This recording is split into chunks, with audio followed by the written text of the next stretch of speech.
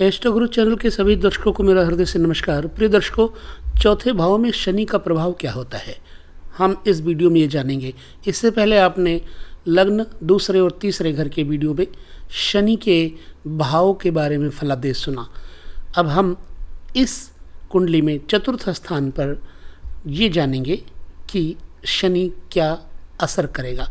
दरअसल चौथा घर होता किस लिए है? चौथा घर एक तो भवन, मकान, जमीन, जायदाद, माता का घर और सुख संपदा देने वाला घर होता है। सबसे पहले इस बारे में आपको जानना आवश्यक है। फिर शनि यदि चौथे घर में है तो शनि का असर क्या होगा, हम उसके बाद चलते हैं। देखिए, चौथे घर में जो शनि होता है ये पिता का और पिता के घर इत्यादि से धन प्राप्त नहीं होने देता। इससे भाई बंधुओं से, बिरादरी से व्यर्थ का कलंक लगता है और इसके घर में तथा घोड़ा आदि वाहनों में हानियां होती रहती हैं। अपने माता पिता के लिए संताप का कारण भी होता है। इसे वात जन्य रोग होता है, यानी गैस से पीड़ा होती है। और जीवनाथ जी महाराज तो कहते हैं कि जिसके चतुर्थ भाव में शनि हो वह व्यक्ति उत्तराधिकारी के नाते मिलने वाली पैतृक संपत्ति से वंचित रहना पड़ता है उसको। ना ही पिता से कमाया हुआ धन मिलता है और ना ही स्थावर संपत्ति में मुख्य घर ही मिलता है। अर्थात चतुर्थ भाव के शनि के प्रभाव में उत्पन्न जातक चल अचल दोनों प्रकार की संपत्ति से रहता है वंचित। उसके आप्त लोग यानी भाई बंध उसकी निंदा भी करते रहते हैं और व्यर्थ का कलंक लगाते रहते हैं, और ये मिथ्यापवाद जातक के लिए असह्य मानसिक पीड़ा का कारण बन जाता है। इसे पशु का भय होता है और ये माता पिता को संताप देता रहता है और इसे वातजन्य पीड़ा सदैव होती रहती है। इसी पर वशिष्ठ जी ने कहा कि चतुर्थ भाव में शनि के होने से जातक के शरीर में सुख नहीं होता। पराशर जी ने भी कहा कि चतुर्थ भावगत शनि से शत्रुओं से संपर्क होकर सुख मिलता है। वहीं पर बराह मिहिर कहते हैं कि चतुर्थ भावस्थ शनि से जातक दुखी और चिंतातुर होता है। वहीं पर गर्गाचार्य कहते हैं कि चतुर्थ भावगत शनि के होने बैठने के लिए अच्छा आसन और रहने के लिए अच्छा घर नहीं मिलता है। हमेशा अस्वस्थ और दुखी रहता है और इसे अपने स्थान से हटना पड़ता है, अपनी जन्मभूमि से हटना पड़ता है। वहीं पर महेश जी का कहना है कि जिस जातक के चतुर्थ भाव में शनि स्थित होकर के रहता है वो पित्त और वायु दोष से निर्बल होता है और उसका आचार अच्छा नहीं होता है। वह आलसी भी होता है और लड़ाई झगड़े से उसका शरीर दुर्बल होता रहता है। ये मलिन यानी धुंधला गंदला रहता है। यहाँ पर खानखाना जी ने चतुर्थ भाव के शनि के ऊपर बताया कि यदि चतुर्थ भाव में शनि हो तो जातक चिंता से युक्त, बेहोश, मानसिक व्यथा वाला, निर्बल और दुर्बल शरीर होता है। और मंत्रेश्वर ने चौथे भाव के शनि के ऊपर बताया कि यदि जन्म कुंडली में शनि चौथे घर में हो तो मनुष्य घरहीन, मानहीन और मातृहीन होता है। ऐसा व्यक्ति बचपन में रोगी भी रहता है और चतुर्थ स्थान सुख स्थान है, यहाँ शनि बैठ कर के सुख को खत्म कर देता है। इसलिए ऐसा आदमी सदैव दुखी रहता है। इसी पर काशीनाथ महाराज ने अपने अनुभव के ऊपर बताया कि अगर शनि चौथे भाव में हो तो मनुष्य सुख रहित होता है और उसका धन उसके भाई बंधु चोर कर ले जाते हैं। ये गुणी स्वभाव वाला, दुष्टों की संगति में रहने वाला और दुर्जनों से घिरा हुआ रहता है। ये मत रहा इनका। ढूंढीराज जी का मत है कि चतुर्थ भावस्थ शनि हो तो मनुष्य पित्त और वात के प्रकोप से निर्बल, कुत्सित स्वभाव वाला, आलसी, झगड़ालू, अतएव निर्बल शरीर वाला तो रहेगा ही और मलिन भी होगा।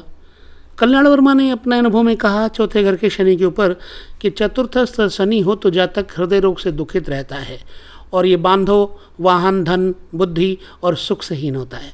ये बचपन में रोगी रहता है। इसके नाखून और रोम बड़े बड़े होते हैं। मानसागर यहीं पर कहता है कि चौथे भाव का शनि यदि मार्गी हो तो बंधु नाशक होता है और जातक रोगी होता है। यदि बकरी हो तो स्त्री, पुत्र और नौकर का भी नाश कारक होता है। तो जातक अपना गांव छोड़ करके दूसरे गांव में जाता है, वहाँ पर भी वो दुखी ही रहता है। ये अनुभव में है। जयदेव जी ने कहा चौथे घर के शनि के ऊपर कि जातक बहुत धनी और बात प्रधान प्रकृति होता है। ये निर्बल, कृश तथा दुखी भी रहता है। वैद्यनाथ जी ने कहा कि चतुर्थ शनि होने से जातक दुराचारी और कपटी होता है, माता का कष्ट होता है और इसे सुख नहीं मिलता है। जागेश्वर ने अपनी बात कही कि चौथे भावस्थ शनि के होने से जातक का अपने भाई बंधुओं से, बिरादरी के लोगों से बैर रहता है। उत्तराधिकार में मिलने वाली संपत्ति, पिता के वाहन आदि, पिता का घर नहीं मिलते हैं। यानी जातक पैतृक संपत्ति से वंचित रहता है और इसे वात जन्य रोग होते हैं और ये माता पिता को संतप्त करता है और स्वयं भी संतप्त रहता है। यहीं पर हम विचार लेते हैं भृगु सूत्र का। भृगु सूत्र कहते हैं कि चतुर्थ भाव में शनि के होने से जातक की माँ का निधन हो जाता है, मृत्यु होती है और विमाता यानी सौतेली माँ होती है। जातक सुखहीन और धनहीन होता है। शनि अगर उच्च या स्वक्षेत्र में हो तो ये जो दोष बताए गए हैं वो दोष नहीं होते। घोड़े और पालकी की सवारी मिलती है जातक को, और ये शनि लगने से हो तो माता दीर्घायु भी होती है और जातक सुखी होता है। यदि शनि के साथ अष्टमेश भी हो तो माता की मृत्यु होती है और जातक को कष्ट होता है। चलिए, ये बात रही उन प्राचीन दैवज्ञों की। पाश्चात्य मत क्या कहता है? वर्तमान में ये शनि मकर का, कुंभ और तुला में यदि है तो शुभ संबंध में है तो जितनी पूर्वार्जित स्टेट अच्छी मिलती है, इनका पाश्चात्य मत का कहना है। जमीन, घर बार, खेती, खानों के व्यवहार में लाभ होता है, व्यापार में भी लाभ होता है। उत्तर आयु में अच्छा फायदा होता है, यानी उतरती हुई अवस्था में। ये लोभी होते हैं, मृत्यु समय तक अधिक से अधिक धन प्राप्त करना चाहते हैं, खूब इकट्ठा करना चाहते हैं। और ये शनि अगर निर्बल तथा पीड़ित है तो माता और पिता का मृत्यु योग जल्दी होता है। घर का सुख नहीं मिलता, जमीन, खेती, स्टेट का नुकसान होता है। जीवन के आखिरी दिन बहुत अशुभ होते हैं।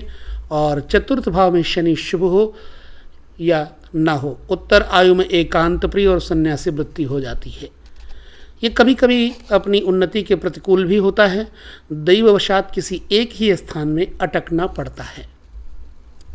तो चलो, ये बातें रही उन लोगों की जिन लोगों ने अपने जीवन में अनुभव लिए हैं और विशिष्ट दैवज्ञ रहे हैं।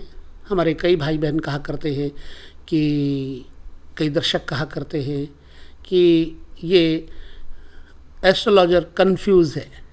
ठीक है, मैं आपको इतना बता दूं कि कंफ्यूज तब होते हैं हम जब सबके विचार लेते हैं, परंतु जब अपने विचार लेते हैं तो कंफ्यूज नहीं होते।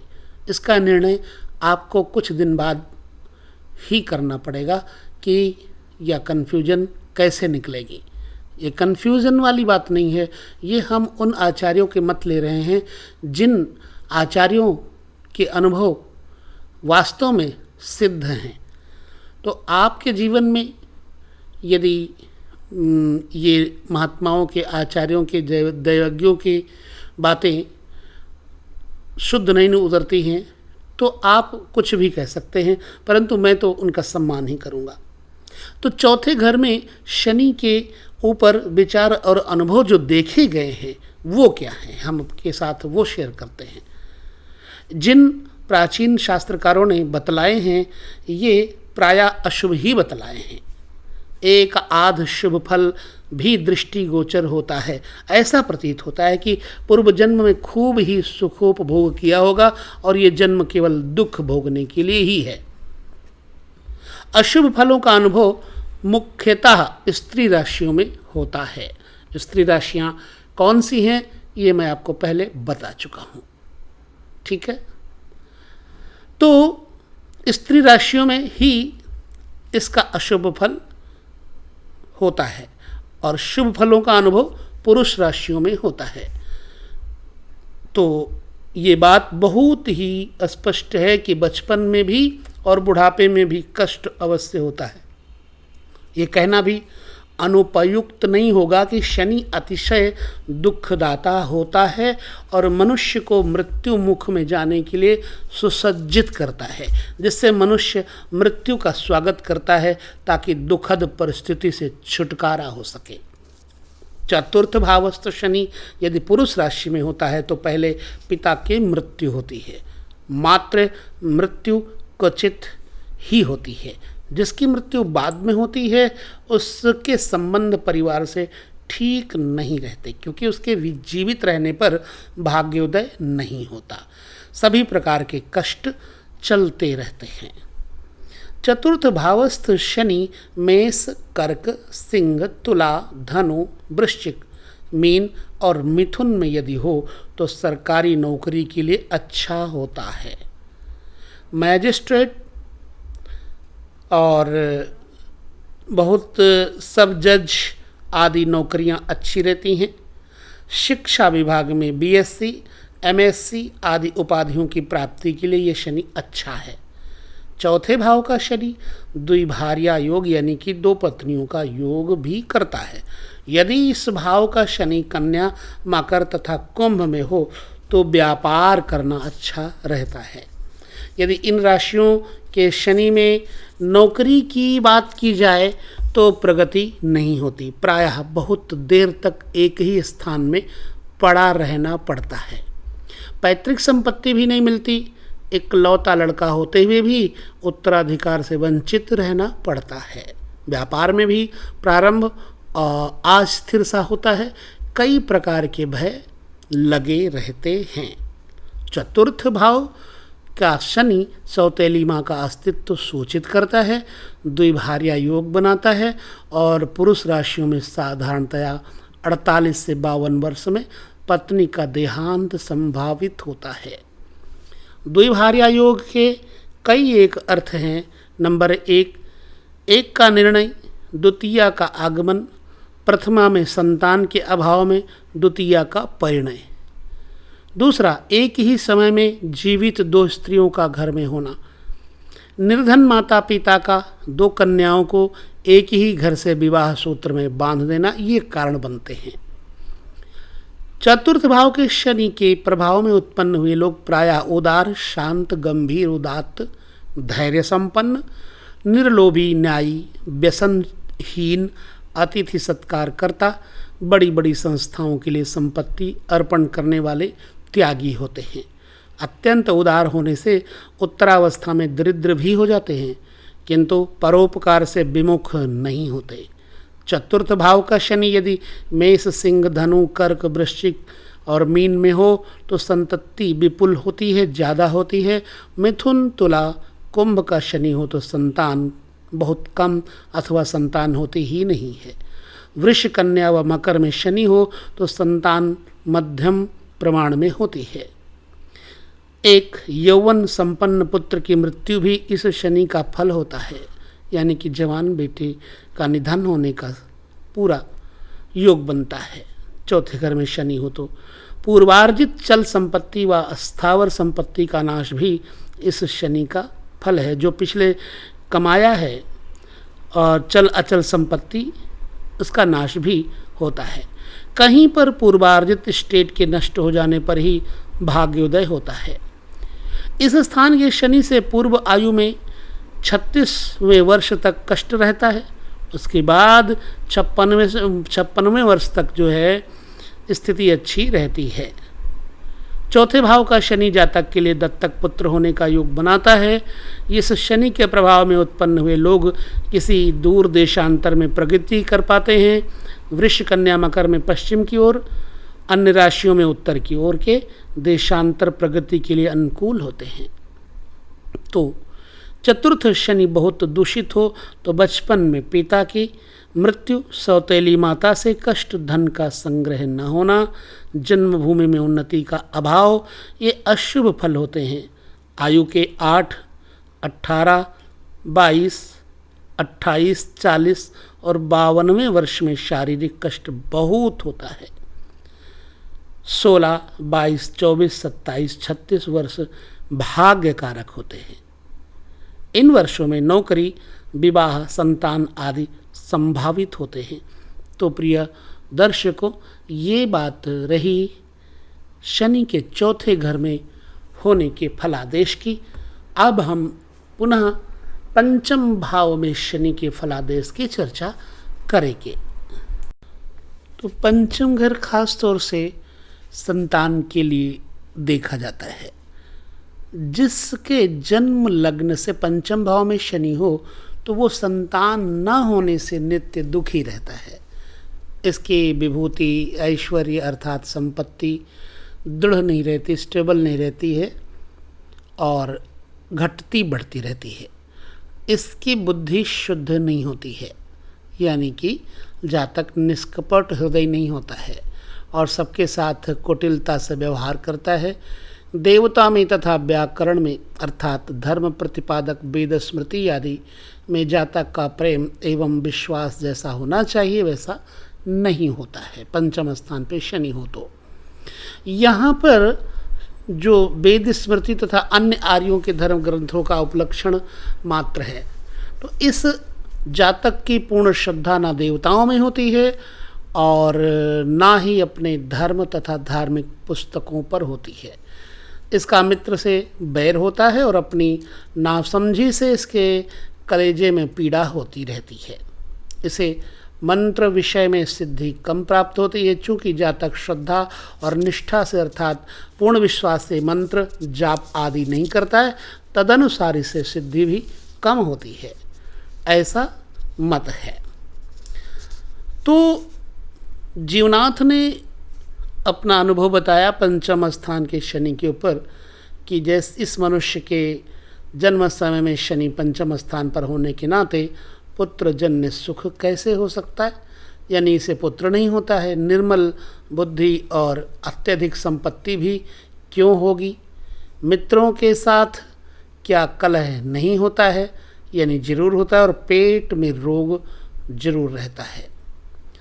अभी तो पंचम स्थान शनि के होने से सभी प्रकार के अशुभ फल ही होते हैं।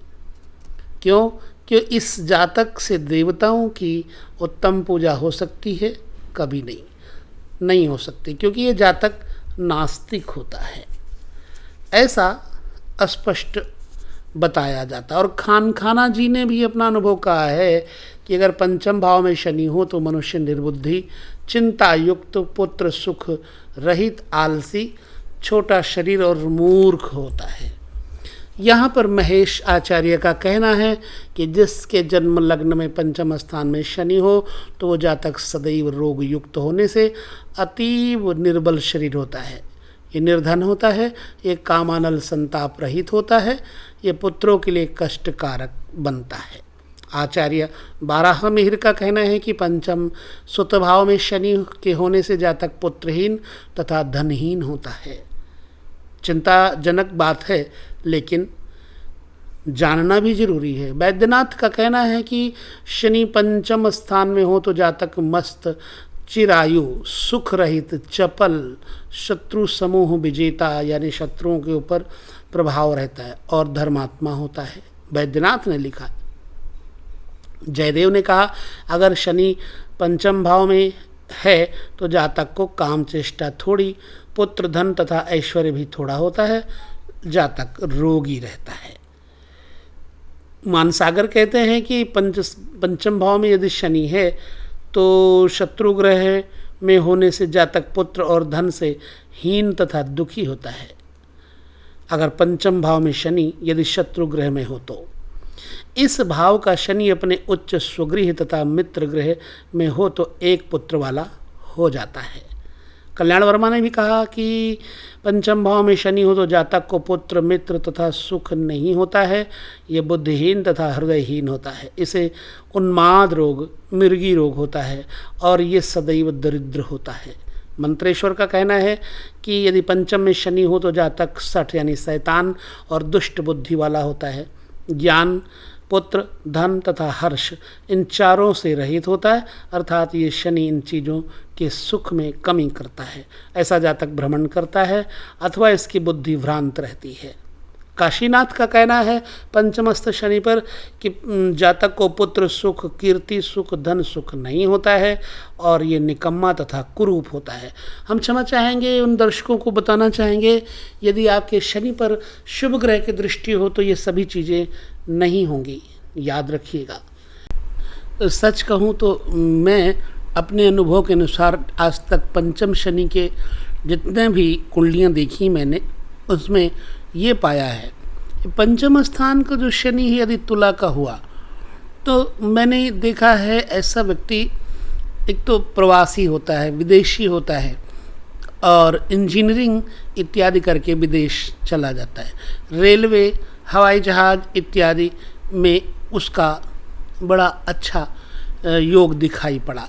कुंभ स्थित शनि पंचम स्थान पर होने से वह व्यक्ति, वह जातक अक्सर इंजीनियर और रेलवे इत्यादि विभागों में कार्यरत देखा गया। तो पंचम स्थान का शनि सत्य कहूँ तो इतना बुरा नहीं है, परंतु यदि उस पर कुप्रभाव किसी दृष्टि गलत ग्रह की पड़ रही है तो पंचम स्थान का शनि नुकसानदेह होता है यानी हानिकर होता है। तो बस पंचम स्थान तक हमने आपके साथ चर्चा की है।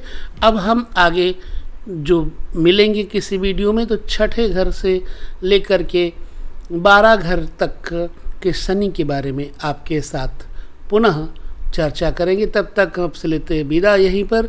आप सभी को मेरा हृदय से नमस्कार।